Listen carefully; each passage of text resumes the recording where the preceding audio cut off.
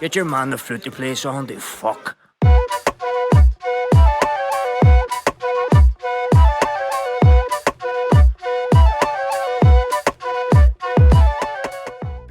Déirdre everyone, Kajima Tashiv, and welcome back to episode number 100 and something of the Inline G Flute podcast with me, your host, Inline G. You might notice, lads, by the way, I am absolutely buzzing today. I am full of beans. Oh, sure, I'm glowing, aren't I? And the reason isn't just because Chelsea have won the Club World Cup, as good as that was, but it's because of today's guest. This is an absolute belter, top corner, screamer of an episode. I know I say that a lot. I know I say that with every guest and every episode in this podcast. It is Inline G. It's very high standards around here, but this one is high even for our standards. I've been threatening for months to get someone on here who is an expert in performance anxiety for classical musicians. And honestly, lads, I'd nearly give up the ghost on this. It was so hard to find someone, especially here, that I could talk to in person. But then fate stepped in and just went, Gareth, there you are. You have this one. So I was sauntering down Schildegasse the other week, the main shopping street in Cologne, and someone stopped me. And they're like, oh, Gareth. And I was like, and I recognised it was future Inline G guest, Fedor Kalashnikov, a great flute player working here in Germany. Now, me and Fedor were having a little chat, and he said something like, you know, there's this woman you should get on your podcast. She's a psychiatrist. She specialises in performance anxiety for classical musicians, and she's based here in Cologne. I was like, oh man, I've been looking for exactly that. What's her name? I said, her first name's a little bit hard to pronounce. I've got it written down here. I'll show you. And as he went through his phone, I was like, man, Déirdre? He went, yeah. And I was like, is she Irish? And he went, I don't know. And I was like, man, she must be Irish. Are you kidding me? And it turns out she was. So that had me grinning like the Cheshire Cat, lads. I couldn't believe it. My eyes lit up. And then here we are today. So today's guest is, and I'm going to get this introduction right. Please bear with me. There's a lot of big words in here. This is the caliber of guest we're now dealing with here that I'm struggling pronouncing the things that they do. So she is a board-certified neurologist and psychiatrist with many years of experience in hospital medicine at university hospital level. She was a consultant neuropsychiatrist at the Department of Psychiatry at Bonn University, essentially the head of the locked ward for many years. And now she has her own private practice, Cooper Click, since 2014. And on top of all that, she's from beautiful Clonakilty in West Cork in Ireland. It is Dr. Déirdre Cooper. Now, this episode is all about her treatment with patients suffering from performance anxiety, specifically within classical music to a large degree, as well as the psychology of anxiety, the potential mental health effects of emigration. We talked a little bit about intergenerational trauma with teachers. We talked about child prodigies. It has everything. Honestly, I can hear you guys now. You're so excited for this episode, and you should be. It is that good, lads. We're getting Champions League level guests on here now. So, I know you're itching to get stuck in. If you are a regular listener, you know what to do. Skip ahead and go enjoy that interview, please.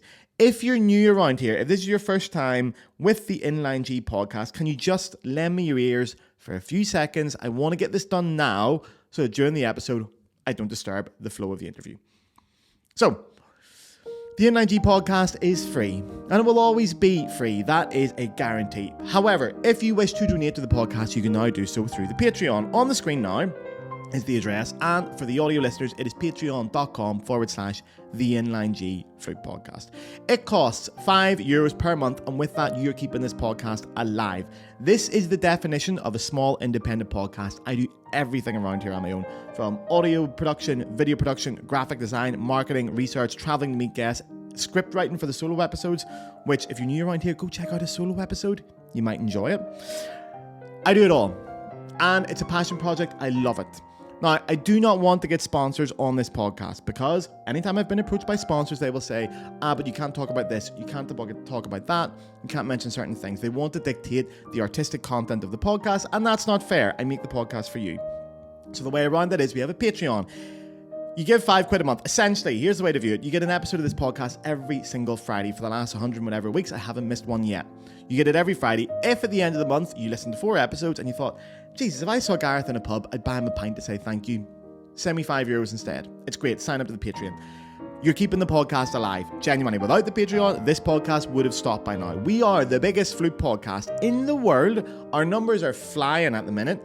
And it's all 100% listener funded. That is so punk rock. I adore it. So I thank you all for it.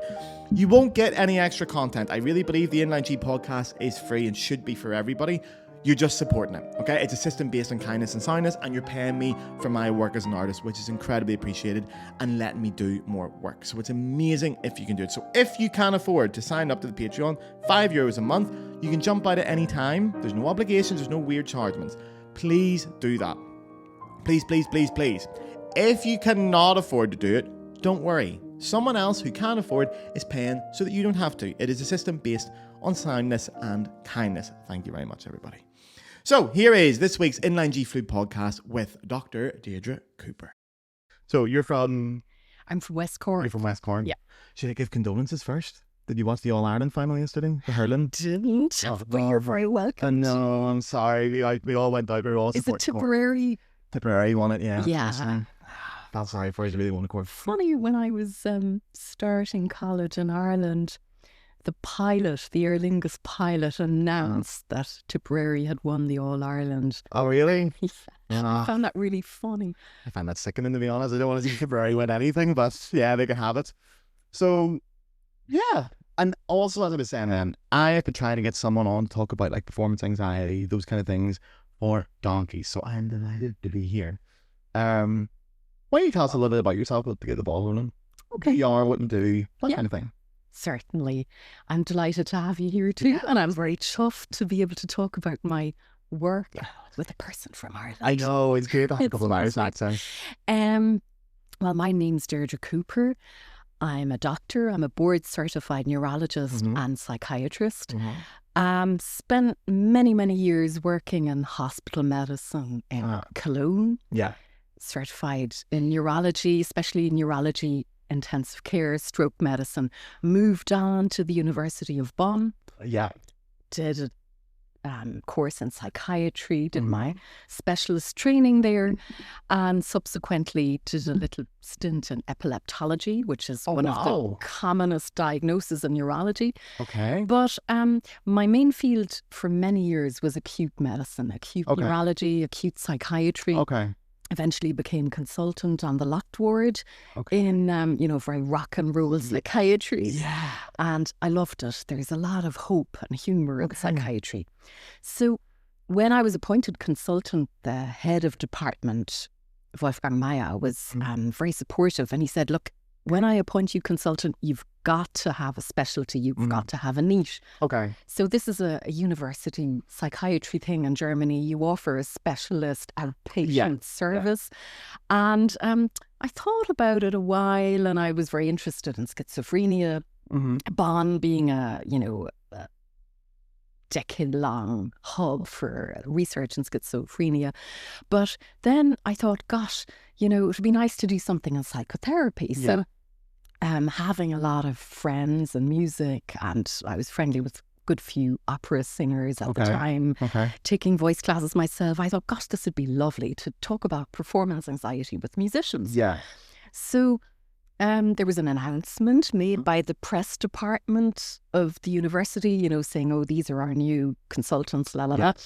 And, oh, by the way, this lady is offering a service in the psychiatry of performance anxiety. So we specifically used a term that wasn't as psychiatrically labeling. We said Lampenfieber instead of Bühnen- and stage fright instead of performance anxiety, to take the stigma. Did you coin that term, Lampenfieber? Is that you? Oh, no. It's been a term in Germany since I'd say early 20th century. Okay. Because I'd never heard it until I saw it on your website, actually. It's about the limelight, the spotlight going on, being in focus. Lampenfieber, Fieber referring to the adrenaline. Yes, yeah. So everybody laughed and said, ha, ha, ha, Bonn, nobody's going to come here, the Berlin Philharmonic is in Berlin, that's where the psychologists are needed. So after about a week, the calendar was fully booked for the next 2 years, and that was lovely. 2 years? Yeah, so they started coming from all over Germany and Sweden and Britain and France and Belgium and Holland. So it was lovely. I was so surprised. And the lovely thing about it was all these patients were just so friendly and Yeah. so nice. And Okay.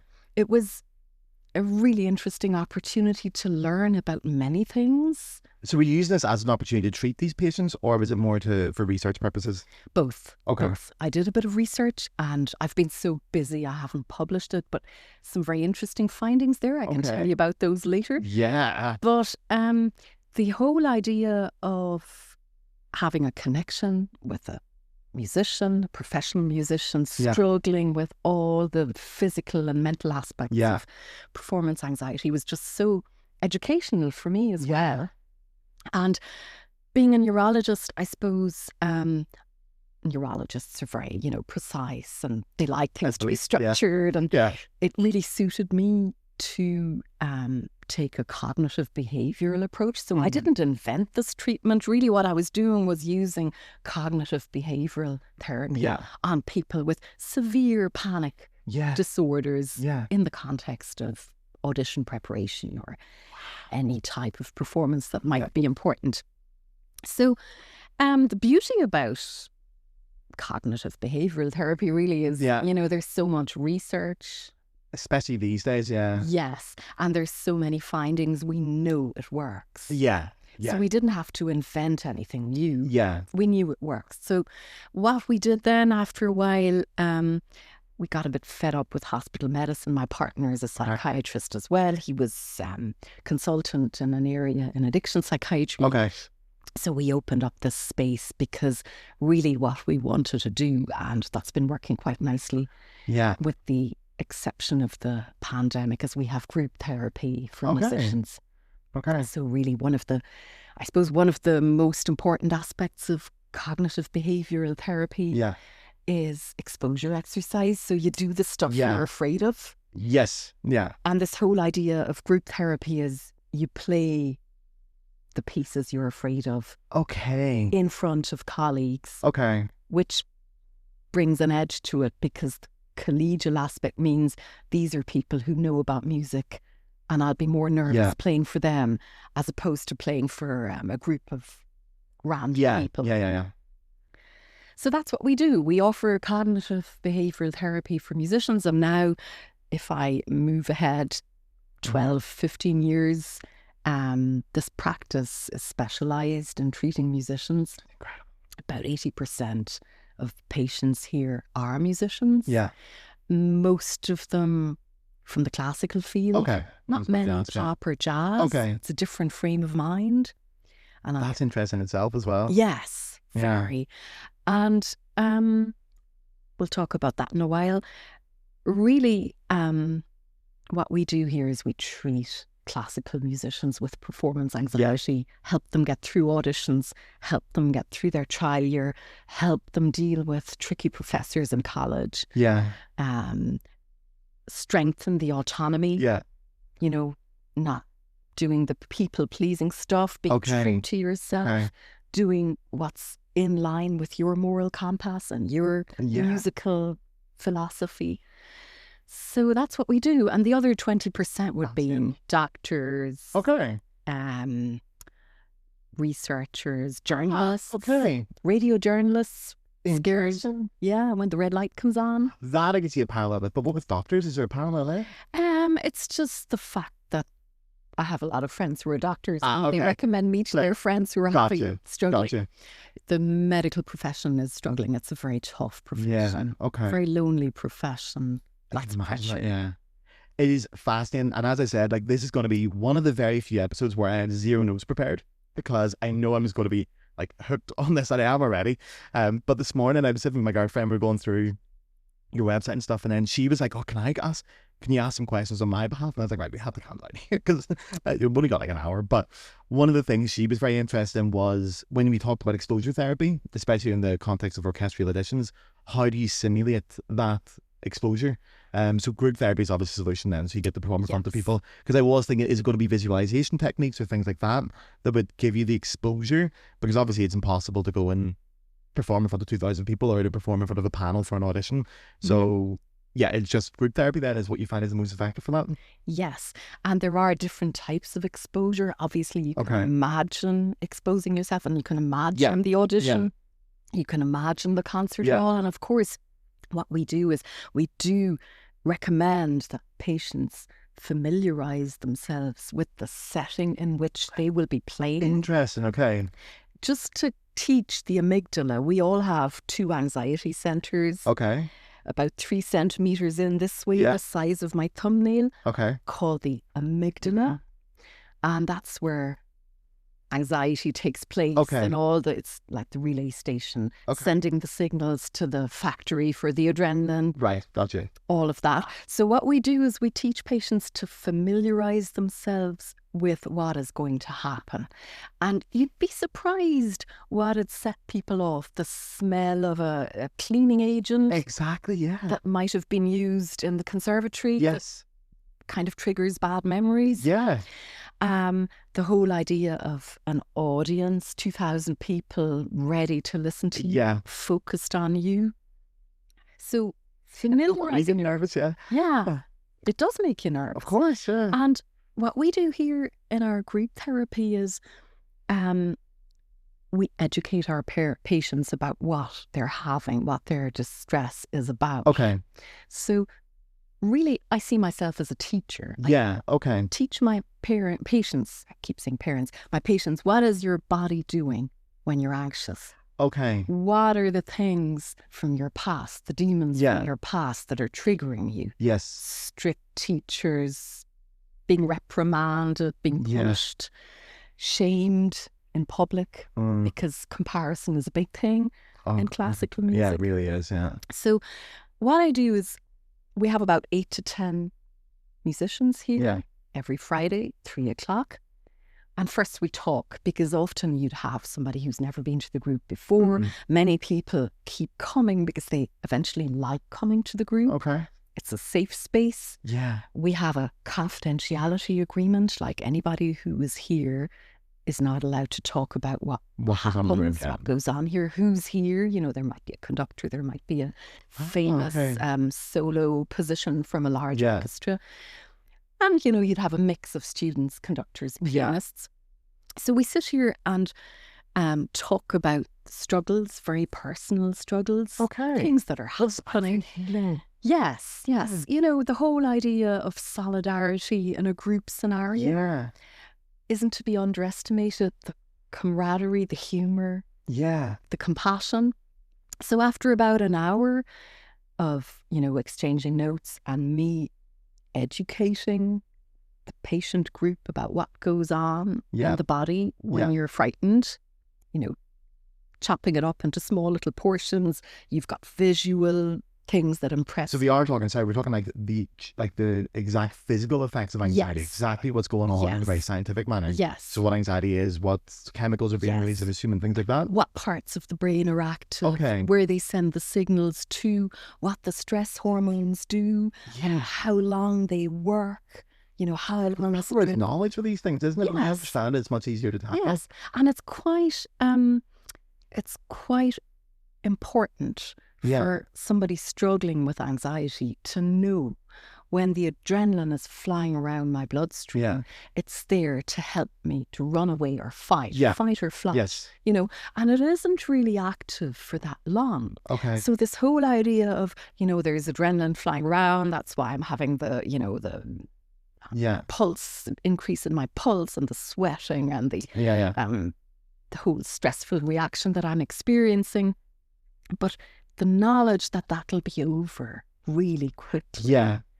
is a great relief to I me. can imagine, yeah. So really what we try to teach is, you know, if you're struggling with this, don't give the symptoms any attention. Okay. Direct your attention to what you're supposed to be doing. Yeah. Because really, in the past, like 50, 60 years ago, psychiatrists weren't brilliant at treating anxiety. You know, Okay. patients would come and you'd say, gosh, I'm really sorry you had that panic attack. And then you talk about the symptoms, but you're not helping the patients. Yeah, okay. So eventually, thanks to some absolutely brilliant pioneers in psychotherapy, we developed this whole concept of cognitive behavioral therapy, Yes. saying that, Yeah. you know, thoughts create emotions. Emotions have a whole physical part to them that's really distressing. Yeah, of course. And they can affect your behaviour there as well. So Absolutely. And what happens when people are having the symptoms is they become really impressed by all the symptoms they're having, and all the attention goes towards doing this body check. Is my pulse high? Am I sweating? Can people see this? Yeah. Do I sound frightened? Do I look insecure? So the whole idea of our group sessions, and also the single psychotherapy sessions one-on-one, is really to teach patients, don't focus on your symptoms. Okay. Focus away from them. Sing along with what you're doing in your head. And if you're a percussionist, sing along in your head. If you're a guitarist, strum along in your head. Okay. Sing away to yourself. Direct all your attention to the things you want to express musically.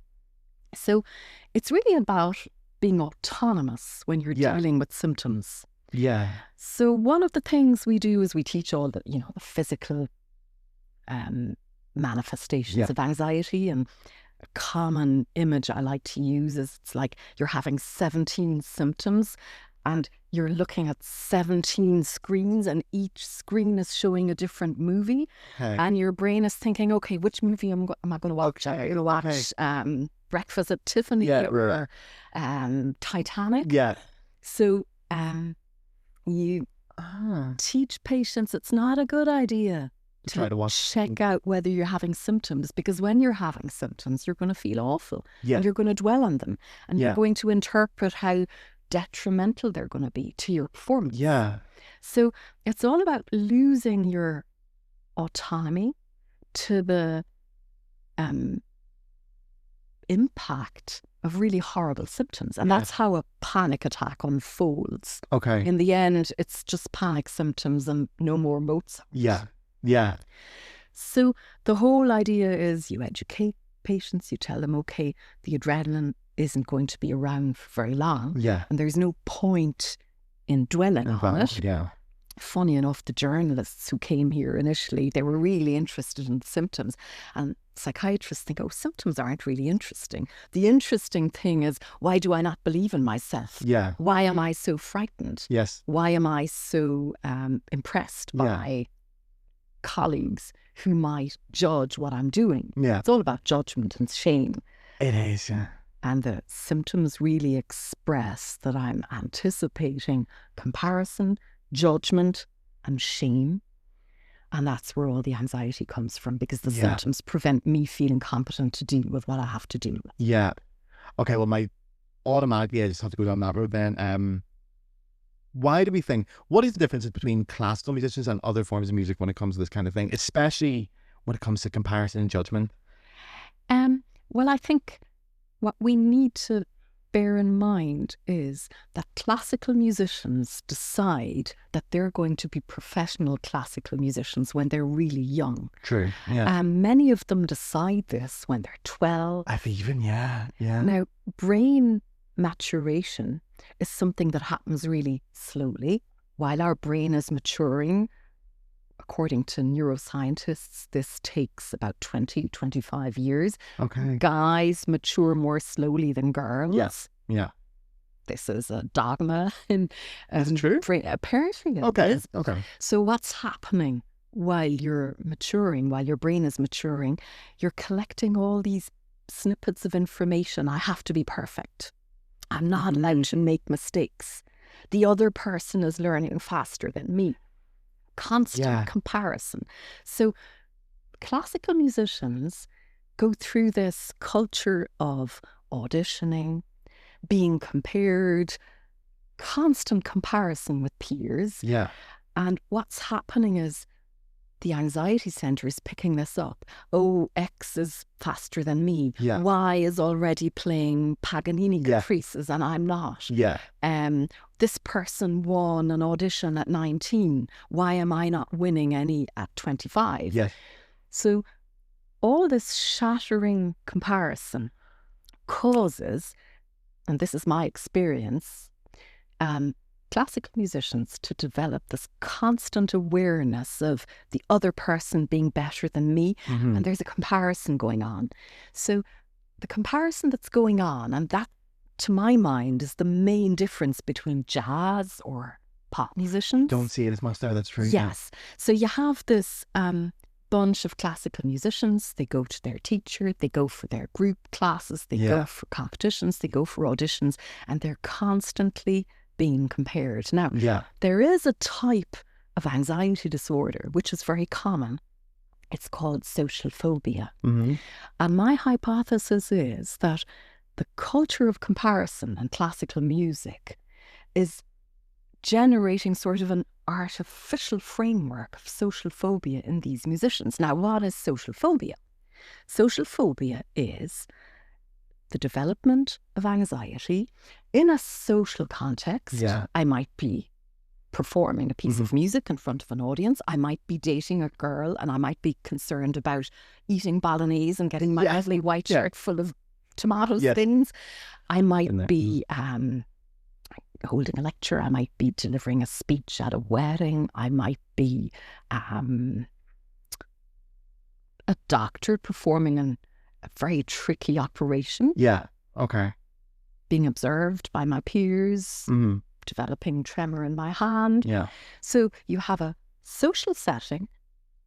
Your anxiety center is telling you you're being observed and you have to do this properly. Okay. You can't mess it up. Yeah.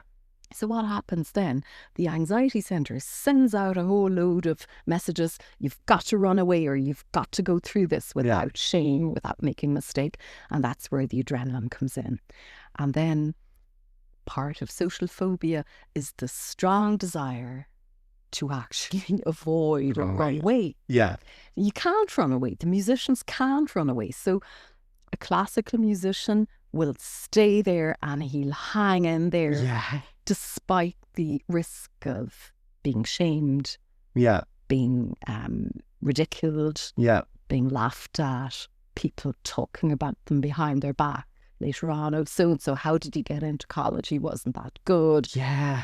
So we have a constant threat and a constant confrontation and exposure to judgment. And that's not unfounded. Like that is a culture of classical music. I can't remember the amount of times where I've been post-concert and heard these exact conversations going on, or if you spend time on social media, seeing when a new artist puts up a performance or a composition, and it's always comparison. There's always a right and a wrong. Everyone has an opinion, but it's never artistic. It's always correct or incorrect. Yes. You can't avoid this in classical music. It's black and white.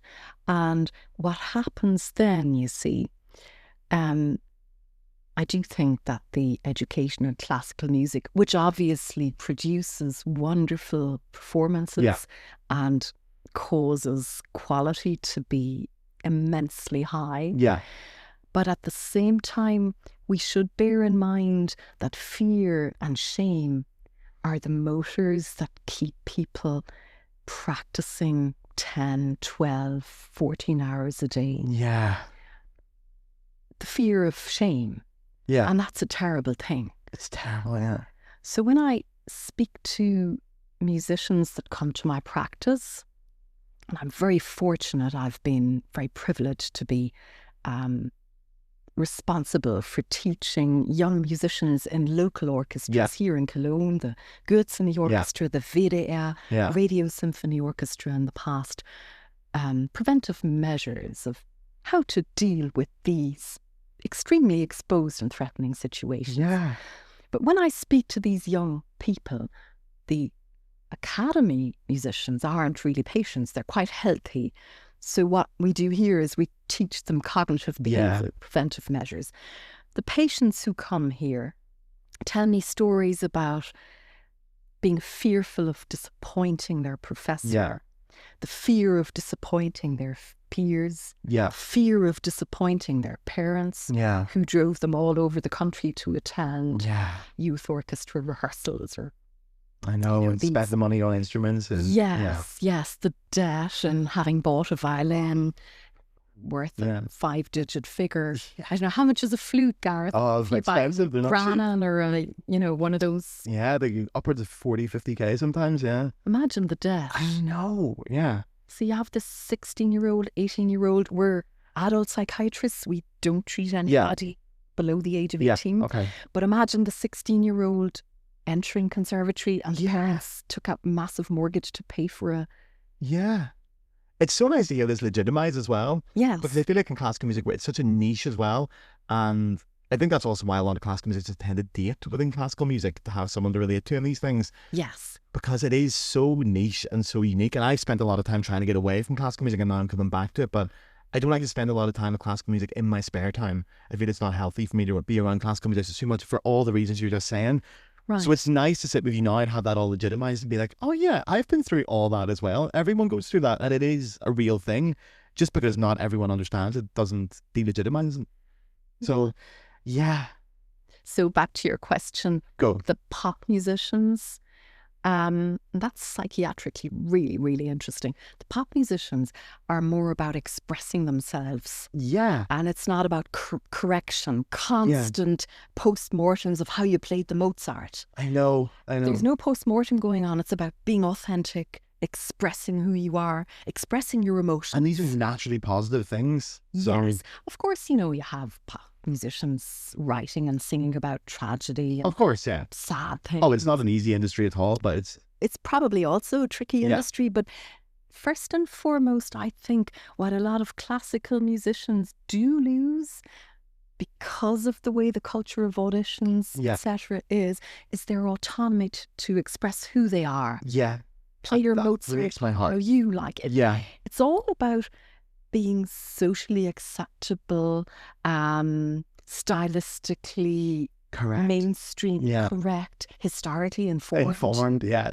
There's the buzzword, yeah. Whereas your pop musician would be completely comfortable with being always very expressive emotionally.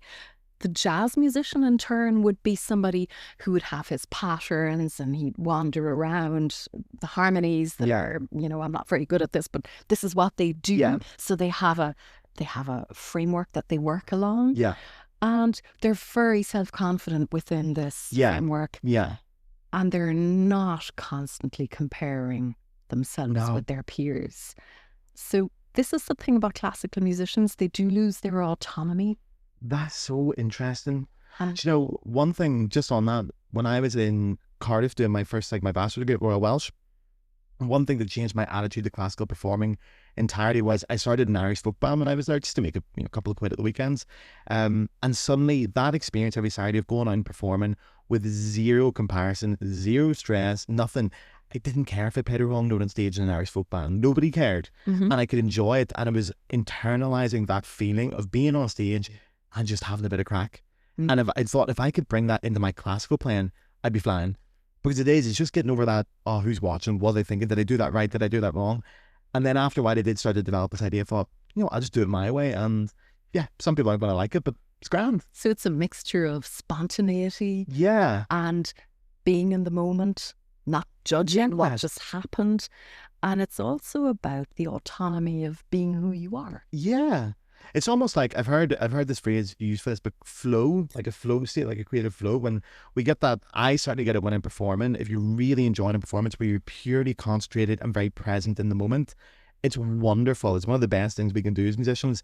And it does break my heart sometimes that I see so many classical musicians fall out of love with classical music. Yes. They don't want to perform. They don't enjoy. And you're thinking, man, it's not like we're getting paid loads of money. Like, there's not many benefits to this job. If you don't love the music as well, that breaks my heart, because it's some of the most beautiful, gorgeous music, and we get to study it and be involved in it.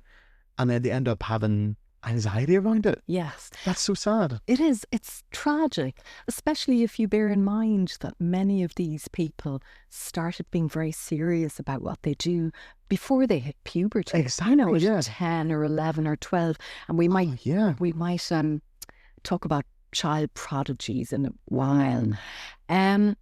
This whole business of flow, when I was new to the subject at the University Hospital in Bonn, it was quite interesting. I had a bunch of conductors showing up, young conductors who were kind of on the verge of becoming quite successful, and they were all using the word flow. Oh, really? Okay. Yes. And I assume thinking, this was a new buzzword. There you are. Okay. This is like in the, this is about 15 years ago. Okay. So I was thinking, what do they mean? And is this an esoteric expression or is it just a German expression, Yeah. you know, the Denglish, the Deutsches, English. Yeah, they love that. Yeah, they really love that, and it makes them feel really good about themselves. The flow. So it took me about a year to come on to what was meant by flow. So you just said it really beautifully. Yeah. It's about being here now, enjoying the moment. Yeah. Enjoying yourself, being in resonance with the music that you're performing. Exactly. There's almost a playfulness to it. Yes. And for the conductor, it's even more complex because the conductor needs the orchestra to get into this flow. So it's about connection. It is. So when you're on your own and you're playing your Bach or your Mozart, it's about you and the instrument and what you're feeling and expressing. But when you're the conductor, it's about being connected with and to each musician and giving them the feeling, I want you to express this authentically. That's beautifully put. You know, often I get the question from long classical musicians like, do we really need a conductor? Do you guys need a conductor? And you're like, well, in some ways, no. A really great orchestra can obviously play without a conductor. And I think a lot of them do. When certain conductors come up, we're like, right, we're not going to be following him. We're going to watch the first violin. But that's exactly the role it plays. There's a almost like a football manager. There's egos and personalities and fears and anxieties to manage within a team. And if you can bring everyone on side and together, then you're going to get the best out of them. So it's exactly what you said. Yeah, that's making those connections and trying to create that flow with everybody. And connection is about trust, isn't it? It is. Yeah. So imagine your anxiety center firing because you're playing a symphony which 10 years ago caused you to have a bow tremor, a trembling hand, a really silent passage. Yeah. And imagine this whole business of a conditioned reflex. Yeah. I'm hearing the mala. I'm remembering what happened to me 10 years ago. I'm afraid it's going to happen again. And the guy conducting today is a belligerent, tricky person who might shame me and might single me out and ask me to play on my own. Yeah. So this whole business of mistrust, fear of being shamed publicly, which is still there. It's still common. It's becoming less acceptable. I think this whole idea of the angry maestro who has temper tantrums and breaks everything into smithereens. Yes. It's still there, but it's on the way out. Hopefully. It's not as popular as it used to be now. Yes, but there are many musicians my age and older who remember these people and remember this temper tantrum throwing conductor who destroyed the connection and made everybody disconnected. So what happens? I'm in my head. I'm not thinking Mala. I'm not thinking what a beautiful solo the flute is playing. I'm thinking, oh goodness, in 10 bars, I'm going to have to play this really slow thing and my hand's going to shake. Exactly. And I feel like there's a double-sided coin to that as well. Like I have a lot of students who would talk about this. If you also have a performance where you think you've done it right, if there is a right, there must be a wrong then as well. So I think that's a dangerous thing to be like, oh, I played it right. I did it well. Congratulate me. I did great. And think, no, that's a dangerous thing to go down because if it can be right, it can be wrong. So it's not about playing things right or correctly. It is about, you know, the natural connection, the oneness and the expressiveness. But yeah, I think a lot of musicians will go, yeah, I got through 5 concerts. I've done it well. I'm out of the woods now. I'm grand now. And you think, you have to be careful of that. You should be enjoying it, not enjoying the fact you did it right. Yes, and you shouldn't be dodging the things that you're afraid of. Really, we teach our patients to bear in mind that they're being triggered all the time. Yeah. And what I do, it's a recent thing I've been asking patients to do. I ask people to have a little notebook and write down their triggers. Interesting. People, smells, facial expressions. Smell is such an interesting one. Yes. Because that one I've had before as well. Yes. Certain smells and you go, oh wow, I'm back to, yes. You can be back to like when you're 13 doing a performance. I've had performances like that. Or 5. Smell. Yeah. Like even as stupid as it sounds, the one I always get is if I eat certain food before I play and there's a little bit, it's a bit disgusting, but there's a little bit on like the lip when I'm playing, I smell that and I'm like instantly 7 years old again being told to clean my flute. And that can, it can be very triggering. It can. So if you know your triggers and you know what your body is doing and you know that a lot of what you're experiencing when you're having a panic attack on stage is, it boils down to experiences you had, fear of being shamed, fear of being belittled or ridiculed or laughed at. It's a lovely healing process when you have this group setting and people understanding what the person sitting next to them is on about. Yeah. It's quite a lovely moment. Isn't it strange that especially orchestral musicians, it's such an isolating career path sometimes, even though you're waking up and playing with 70 other people who are doing the same thing as you and have had many shared experiences, you still feel isolated. You still don't talk about it. You don't talk about it. It's a taboo. Yeah. And really it shouldn't be, because we all have fight or flight reactions. Yeah. If we walk down a dark alley at 3 a.m. and there's some grim looking people with dangerous looking dogs, you're obviously going to have adrenaline and a fight or flight reaction. So we all have it. It's part of who we are. And really it's about becoming less fearful of having the reaction on stage. Do you find that when you work with your patients for a prolonged period of time, they do start to get the love back and the enjoyment for performing again? Yes, that's the main goal. Like, that must be life-changing. Yes, and having joy and experiencing positivity. Yeah. And also this whole aspect of autonomy. Who am I? What do I bring to this Mozart? What do I bring to the orchestra? What are my personality traits? Yeah. What does my personality traits sound like when I pick up the flute and play? Yeah. Enjoying who you are. Yeah. And maybe a slight aspect of farewell to who I became as a result of shame and comparison.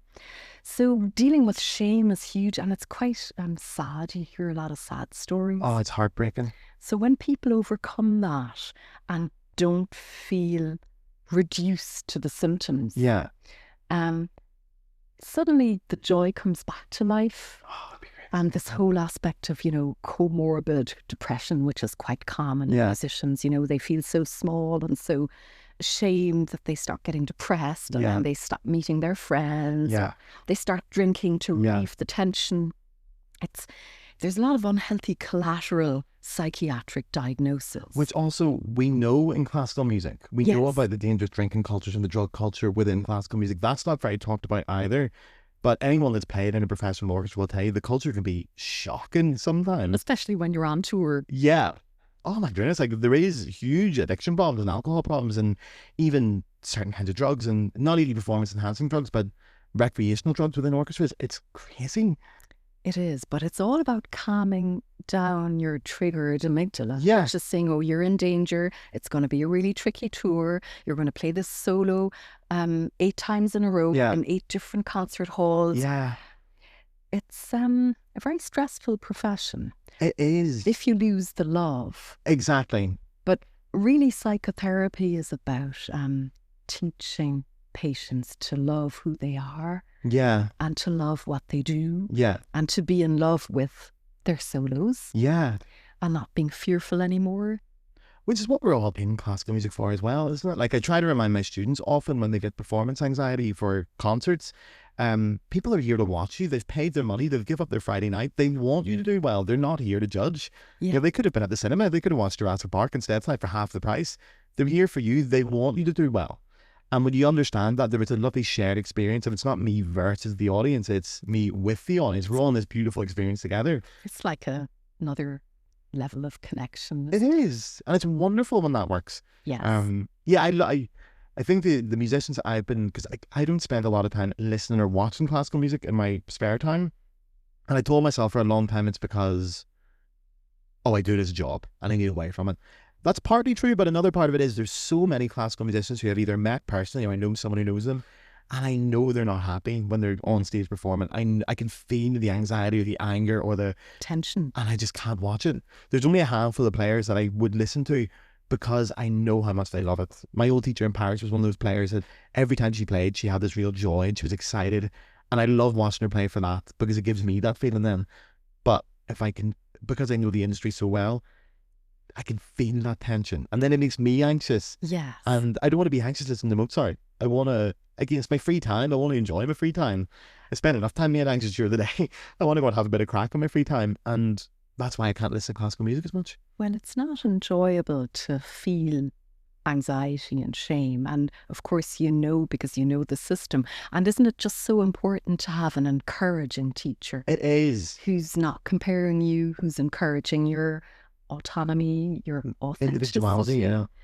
It's quite important to talk about connection with teachers and professors. Especially with how unique classical music is with this one-to-one tuition system. Yes. How massive a role your teacher plays in your life. Yes. And how influential they can be. Like a parent. Really, yeah. Because quite commonly people in this country would attend a conservatory as a very young person. Yeah. They'd be a young student. Yeah. And they might start seeing this professor at age 14 or 15. And this professor becomes really important during a time of brain maturation. Yeah. So this person becomes quite triggering. A lot of conditioned reflexes emerge because it's constantly about listening to how you played 5 minutes ago and what can I do better? This wasn't good enough. Yeah. It's quite draconian sometimes. It is, yeah. So an encouraging, positive teacher causes you to go to your one-on-one teaching classes without your anxiety center firing away. It's a trusting relationship in a period of brain maturation is just so important. Oh, are you seeing a change in the attitudes of teachers in maybe the last 10 years? Slightly. Okay. But I think, you see, these people have been taught by older teachers. Yes. And this whole coping strategy of being perfect is something that's passed on. It's model learning. If my teacher is very interested in a perfect performance, he's going to pass this on to me. And he's been taught by somebody who is really interested in perfection. And this is the culture that's been handed down. So the change is taking place really slowly. I personally think if you have a doctor-patient relationship or a teacher-student relationship, it's going to thrive and the patient or the student is going to flourish. If there's a culture of trust and joyful playing and, my patients like coming to therapy, we laugh a lot, we have a lot of crack. It's just great to get to know yourself when you're learning an instrument and when you're doing psychotherapy. Yeah. And this is supposed to be a joyful process. It should be, of course it should. And only then you'll be flourishing. But if you're fearful and if you're learning this culture of comparison and perfection as a coping strategy to deal with comparison and competition, you're obviously going into your one-on-one tuition with a firing alarm system telling you you're in danger. He's going to be disappointed. He's not going to smile at me if I make that mistake. So to answer your question, these coping mechanisms are still there. And I see them in the 20-year-olds. I see them in the 45-year-olds. I see them in the 80-year-olds. Yeah. So that is so interesting. Classical music is all about not making mistakes, being flawless, and therefore the coping strategy all classical musicians have developed is perfectionism. Yeah. Which is a very cruel strategy. You can never win, obviously. Exactly. Perfect. It's never perfect. Can I just say as well, interesting, when you were giving the example of teacher, I thought it was very interesting you used the word he straight away. Did I? You didn't say he, she. Automatically went to he. Yeah. Unconscious bias, maybe you are. No. Interestingly, I've experienced quite a few very strict, stern female professors and teachers. Yeah. Funny enough, in the last 5 years, have had quite a few professors here as patients interested in what they need to do for their students to do better. That's wonderful to hear. Yes, and I was really happy to experience that, especially based on the experience these teachers had while they were being trained. Yes. This whole idea of this is what happened to me and I don't want to do this. Yes. The parallels between that and parenting is so so strong, isn't it? Even when you were saying about the passed on certain behaviours and things, my brain instantly went to intergenerational trauma, which is something we talked about a lot in Belfast, obviously coming from Civil War. Those like little reactions and those things that are passed on throughout generations, those anxieties. It's exactly the same in teaching, I suppose. I never thought about it in that way. I'm delighted you're bringing this up because being from the Republic of Ireland, obviously the famine is our huge trauma. There is still intergenerational trauma from the family. Yeah, I just built a house at home, and when I was constructing it, the architect was saying, but you have to have a pantry. So yes, there is a pantry. It's about having food. And always being prepared for food. Yeah. Oh, it picks up in so many weird ways. Like even, do you know what's fascinating to me is how my dad and his generation still have to have their food absolutely piping hot to the point where you can probably put it in your mouth and I still think, I'm convinced it comes from the famine though. Yes. That must be a behaviour of like a warm meal. It's such a rare thing that everything must be. Yeah. Comfort. Yeah. Calming down. So intergenerational trauma, obviously it's a very big thing in Ireland in general, especially, I said Belfast, we have our own flavour of it as well. Of course. But I never considered it in teaching. It's very interesting. In this country, in Germany, it's really surprising, and it only hit me when I started spending a lot of time doing psychotherapy. The effects and the aftermath of the Second World War, and indeed the First World War, are still palpable. I mean, here in Köln we have bombs every week. Yeah, I know. Located. What because of them? With all the construction going on. Makes me better come back home. He's like, back in Belfast. But no, it's this whole idea of losing everything, being disconnected, losing loved ones. And you can feel that in performance anxiety as well. Do you think so? Yeah. If you have a patient whose parents fled from the Holocaust, spent time in one of the concentration camps, or if you have a patient whose family had to flee from what is now Poland, lots of violence, starving, being cold, experiencing death and traumatizing violence. This is passed on too, and you bring your transgenerational trauma into your performance as well. I suppose it does make sense. Yeah, it's there, it's palpable. Now, just when you're talking about that, we talked a little bit before off camera about this, and I wouldn't mind talking about it quickly, about the cultural differences about coming to Germany specifically as an orchestral musician. Because as we were saying, I can't remember the exact number, but I think it's in and around 220 full-time professional orchestras in this country. Now we compare to somewhere like Ireland, where there's 3. There's 3. Or if you go to France even, where there's, I think, less than 30, and that's a country of equal size. There's a lot of musicians that gravitate towards Germany. But you were saying there is its own unique challenges about coming to Germany as a foreigner. Yes, it's quite difficult. And being a foreigner myself, of course, being from Ireland, it's easier than being from Australia or Asia, thousands and thousands of miles away, and flights are more expensive, etc. Oh, we have European passports, which does help a lot as well. Yes, it does help. It really does. There's a new-ish field in psychiatry which deals with the psychiatric trauma of emigration. Yes. And it's something that I've discovered in my work with classical musicians from the beginning, but it's taken me a while to understand which basic psychological need is jeopardized when you emigrate. So I was reading this lovely article in the Irish Times about a year ago by a psychologist talking about sense of belonging being one of the most important psychological needs we have. And the author of the journalist of this article dwelled on, types of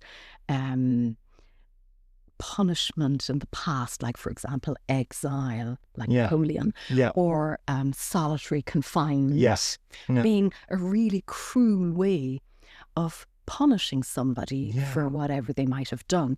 And a lot of people who leave their homes at 16 to study with a really famous professor in Germany, parents are paying thousands for tuition fees and instruments and travel and infrastructure in a continent thousands of miles away. Bearing in mind this 16-year-old hasn't fully matured. Of course not, neurological. His brain is still maturing. So we've got homesickness. We've got sense of belonging. Where do I belong? Am I Chinese or am I part of this new community? Or am I a classical musician? Yeah, I'm a classical musician. Do I have to be like the others in my class just to fit in? Yeah. So all of this, especially the homesickness and this sense of belonging issue, is quite important when you're dealing with patients who have moved away from home, and not only the ones who've come from Australia or Asia or Ireland or France, and having to learn a new language. Dealing with the culture is one thing, but the other thing is missing home. Missing who I was at home. Missing who I was as opposed to who I have to become to do well. So what do we do in psychotherapy? We teach patients about sense of belonging. What can I do to maintain the personality traits I brought with me from my home? That is quite poignant for patients to relax, to understand this is who I am. I'm allowed to be this person. I'm allowed to be Asian. I'm allowed to look Asian. Exactly, And there might be racism here and there, but it's okay. You're a very brave person to have emigrated at 16. I'm always amazed by it. I have so many professors in this podcast. I'm quite picky who I choose, which professors come on. I wouldn't say vet them, but I would speak to former students and stuff to make sure I'm getting the right people on. Because I think the role of a professor, especially in the modern age, and especially in Germany, where you've got students like, I moved from Ireland to Wales at 18, Cardiff to Wales, Belfast to Cardiff, which is like a 30-minute flight. It's technically the same country, still in the United Kingdom. That felt like I was emigrating. That felt like a big deal to me. I cannot imagine how someone from, Beijing or South Korea must feel 18 or even 16 coming to Germany with a totally different language, totally different culture, halfway across the world. I couldn't have done that. There's no way. With this burden of responsibility, the financial hardship the parents have taken on to enable this, the duty. And duty always means I detach from my autonomy because I have to serve this duty and maybe this debt, this emotional debt I have at home. Emotional debt, that's a great phrase. Yes, and this is something I wasn't aware of until I started working with patients from abroad. And when I read this brilliant article in the Irish Times last year, it really struck a chord. So interesting as well that it's in the Irish Times. Because we have a huge history of emigration, as we know. It's our biggest trauma that we had to emigrate for work, for money, for food. And we still do. We still do. We exported all our intelligent, educated people to the United States and elsewhere. And we're still doing it. We are. Do you know, I think that's one thing even I've seen personally is it took me a long time to settle in Germany, more so than I would have in France. I found that Paris had a different culture towards it. Cologne took me a long time to settle, but one of the things that's really helped me, like I even look at yesterday. Yesterday, I'm in an Irish pub drinking Guinness with 10 other Irish lads watching the All-Ireland hurling final. And I'm like, this does give me a sense of belonging. It makes me feel, it's incredibly important to me that I can still express and have my Irish culture here whilst integrating in Germany. But I'm lucky because I'm Irish. There's always going to be Irish people. There's always going to be Irish pubs. And it's a very accepted culture, especially in Germany. It's even a loved culture here. People, as we were saying, people adore you just for the fact that you're Irish. They love the accent. They love they're really human, aren't they? But they love the sense of humour. And they love the fact that we're tolerant and easygoing. And it's interesting that you mentioned that emigrating within Europe was difficult. Germany now would be a difficult enough country to emigrate to because people here are quite judgmental and strict. They have a way of doing things and they like you to adhere to that. They very much do. Yes, and there always is an air of judgment going on. There is. When you're meeting a German person for the first time, you're being vetted. They want to understand where you're coming from. But having said that, once you do make German friends, you're going to have them forever. That's so true. But it isn't the most compassionate society. And I think people, and that brings us back to classical musicians emigrating to Germany, people do tend to stick to themselves. And classical musicians, owing to their hours and hours of practice, alone in the room, yeah. spend a lot of time on their own. Yeah.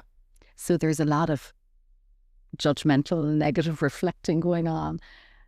And there mightn't be the camaraderie that you would have had in your native country. Exactly. You might be the only Irish person in the Musikhochschule, you know. Yeah. It's not an easy thing to do. But that's so nice to hear that you can acknowledge that Germany is particularly difficult maybe for this. Because I think sometimes you can feel like you're going crazy, but then you think, am I the issue here? Why can everyone else? But meeting other foreigners here has been very good for me as well. Yes. And realising that we do have a shared experience on this. And it's actually quite free and I love Cologne. I absolutely adore the city, and I felt like I had one tattoo and it's a Köln and a Guinness beside Guinness, wasn't that charming? because I've really fallen in love with Cologne, but I will be the first person to criticise it. And that's part of my belonging here, is that almost like this whole thing of Germany being incredibly strict and adhering to rules and stuff, the opposite of that, or maybe the antidote to that, would be somewhere in like Belfast, where rebelliousness is so valued in Belfast. And Cork. And Cork as well. So these are places where rebelliousness is highly valued. Yes. And I think that's a nice antidote to that. Is like, oh, well, if the Germans are going to tell me to do it, I'm Irish. I don't care. And they find that a little bit charming as well. So the cultures kind of match up a little bit. They do. They like the bravado and they'll admire the courage. Yeah. When I was quite a young doctor, I was still doing neurology, and neurology is a very depressing subject. You're the purveyor of bad news, you know, brain tumours and dreadful illnesses. I became quite interested in roses and nice things, and especially classical concerts, because it was so hard. But I had a mentor who has since died tragically, and he used to say to me, you know, Déirdre, if you want to understand German culture, you have to understand the idea of the Prussian military, the idea of hierarchy, the idea of, you know, people being above you, making the decisions, and you not having the responsibility because you just look up to the next person on the ladder of hierarchy. And that really helped me, because it really helped me understand why this country is so interested in rules and doing things right, passing the buck on to the next person on the ladder.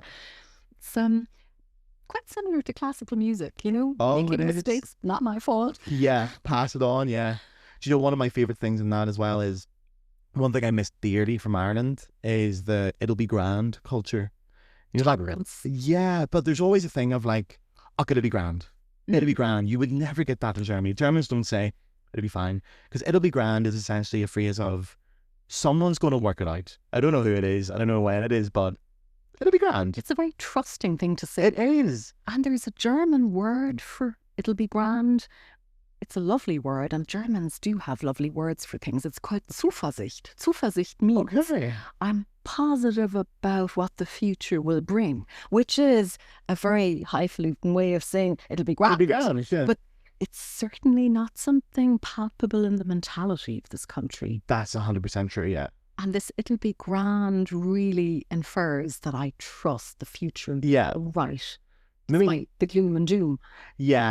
Like, I do love the phrase and I love the culture of it, but there's some very high profile examples of when the it'll be grand culture has caused us problems in Ireland. I don't know if you remember that time where the Dáil ordered that new printer that cost like, was it €4 million or something, and it arrived on the day and it didn't fit through the door.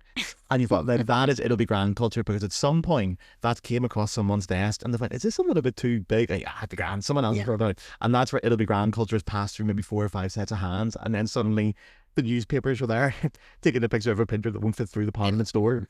That's where we have to be a wee bit careful of it sometimes in Ireland.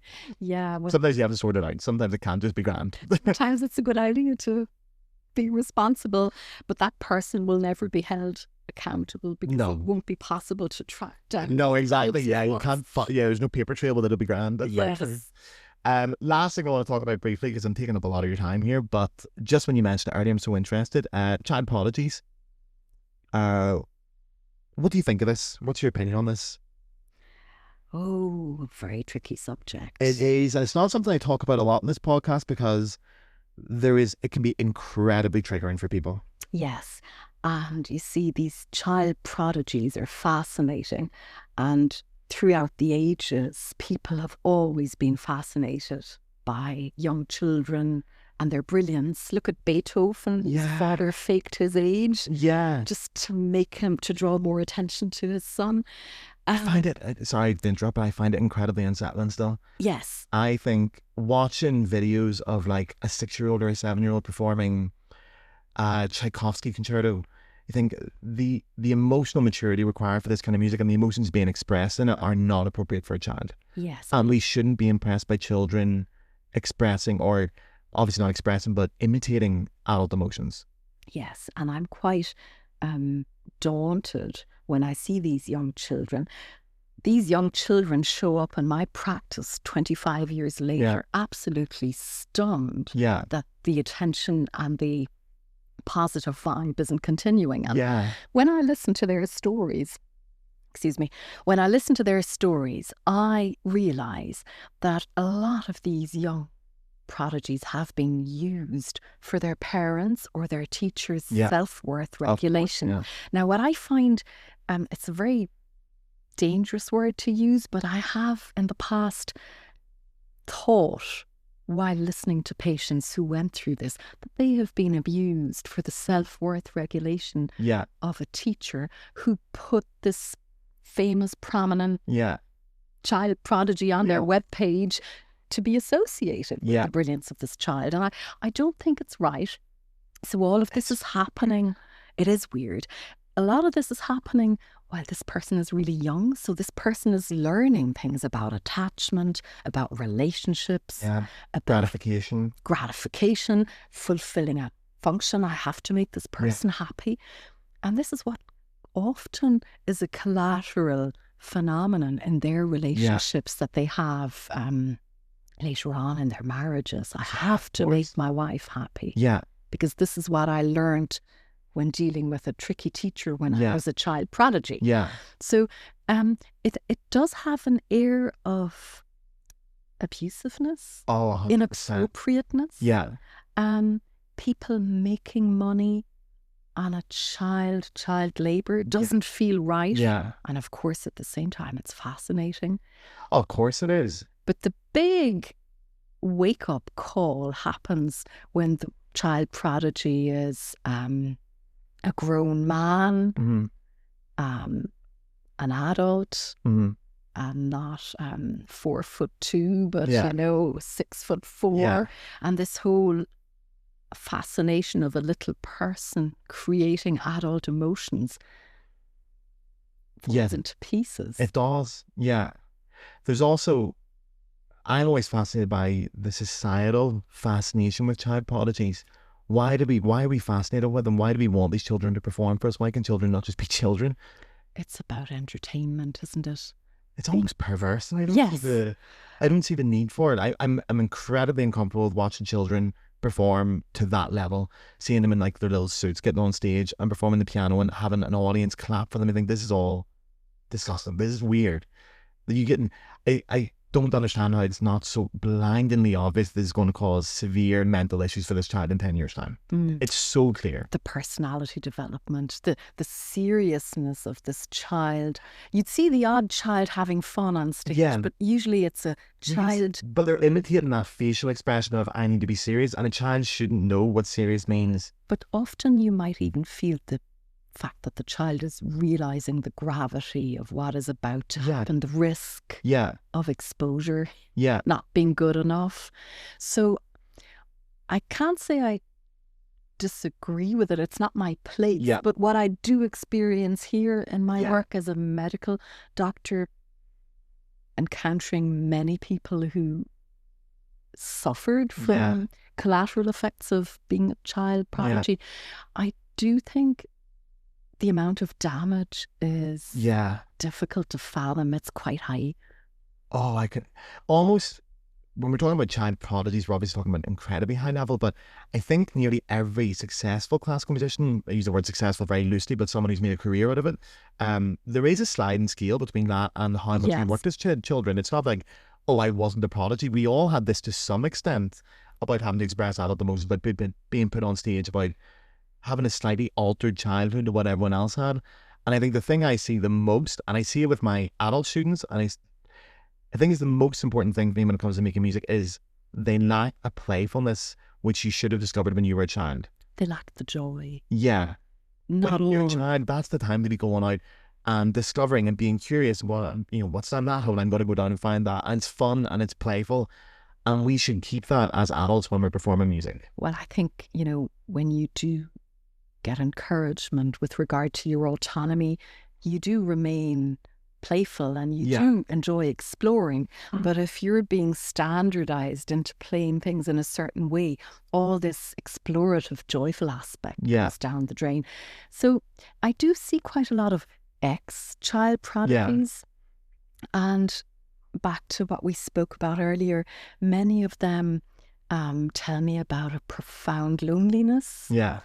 And the big relief when they do find peers who've been on the same level and down the same career path, the relief of being able to, and that's what our group therapy allows them to do, to have this exchange about what did we experience owing to our brilliance, and the fact that some grown-ups were using us to regulate their self-worth. So many of them talk about this, and that was a very humbling experience for me because I wasn't expecting it, but it kept repeating.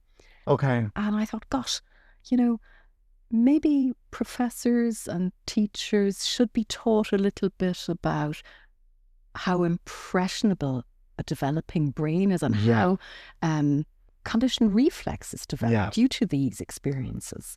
Oh, hugely. Yeah, empathetic teaching is something I would love to see develop more in classical music. But yes. Because I even compared to things like sport, where it is quite comparable in terms of how successful or how advanced you need to be at such a young age. It is more, it's better in sport. High level sport, I'm assuming just purely because of the money, probably. The money, and also the fact that they were very early in discovering that it's not taboo to get psychological help, exactly. to use the knowledge of neuroscience. The 90s, so while it's not in classical music. Okay, well, before we finish up then, I suppose a lot of people are going to be listening to this and think it's a fascinating, fantastic episode, but if they're experiencing similar issues to what we described here, what would your advice be? I think it's always good to get help. Yeah. It's good to read a few books. Yeah. Something I feel very strongly about, and I'm not going to be flavour of the month when I say this in public, but I'm going to say it anyway. Something I'm very concerned about is patient safety. Okay. Because I see many people who went through the hands of a coach. Yeah. Somebody who is not a healthcare professional and who doesn't know about symptoms of depression, suicidal behaviour. And I've seen quite a few, and it has to be said, I think, to create an awareness, I have seen quite a few suicidal young people who found it difficult to handle the shame of not remaining the famous child prodigy or even, suffering during auditions. And I feel these aspects of mental health should be treated by mental health professionals and not by people who are not trained. There's a lot of people out there who read a few books and who do a few courses. There's a profession in this country called a Heilpraktiker, which is there's no translation for it in English. It's somebody who is allowed to treat people and has to do an exam, but never undergoes university training. Formal medical education. Yes. And these people are out there and coaches. Teaching young impressionable people about anxiety, and they shouldn't. And these are people who already have mental health issues like panic and depression. I'd like to take the taboo away from seeing psychiatrists. Psychiatrists and psychologists are healthcare professionals. They know what they're doing. They're great. And they're fun, they're nice, they're not judgmental. Keep away from the people who are not trained. If you're having panic attacks, it's a medical diagnosis. It is, It's so treatable. It is. You benefit from cognitive behavioural therapy, you'll benefit from Wow. medication. If you're having problems, go and see somebody. Yeah. Any psychiatrist, not even someone specifically specialised in music, Any psychiatrist. just get the ball rolling. Yeah. And if you're going to start therapy, I think if you're having anxiety issues, cognitive behavioural therapy is a very good way to go. Yeah. It's fun. And I've enjoyed it. I've done it a few times. I've really enjoyed it. yes. And really, what I like to stress is if you have the opportunity to find a group Yeah. to deal with your anxiety, go. That sounds great. Yeah. Therapy That does is- sound great. It's just so healing and it's fun and it's also so educational. Yeah. And it really takes the edge off the taboo. That sounds great. When you were describing it, I thought that does sound bang on now. And that, again, going back to that sense of belonging and shared experience, it's lovely. Yeah. Okay, then the last thing as well is you're obviously based here in Cologne. For anyone listening who's in NRA or Cologne or Germany or even perhaps wants to come further abroad, how can they get in touch with you if they wanted to book a session or anything? Is that possible? Just Google me and write an email. Yeah. I'm going to see what we can do. Leave a call on the answering machine and I'll call back. I call back as soon as I can. Great. Usually within 2 days. Okay. And I'm always very hopeful and I really believe in learning. You can learn to deal with a normal physical reaction. You can learn to deal with all the things that happen to you. And it's actually a lovely process. Yeah. I can vouch I've done therapy for quite a few years on and off and I've loved every second of it. I love therapy. I think everyone should do it. So It's lovely to hear you say that. I think the taboo should be taken out of psychiatry and psychology, especially in music and medicine the too. music especially, because it is a stressful industry. So as we've just talked about for the last hour, so if no one's convinced by now, then come on. Scarred. Is there anything else you want to say before we go? Anything you want to leave anyone with? No? Are we all good? I think we're all good. Wonderful. Well, then I want to say thank you for giving me up your time today. It's I'm been sure you're an a incredibly busy woman, so it is really appreciated. And yeah, I'm going to say goodbye to everyone and we'll have a chat. So thank you everyone for listening and I'll see you next week. Ciao. Bye-bye. Thanks, Get guys. your man the flute to play on the fuck.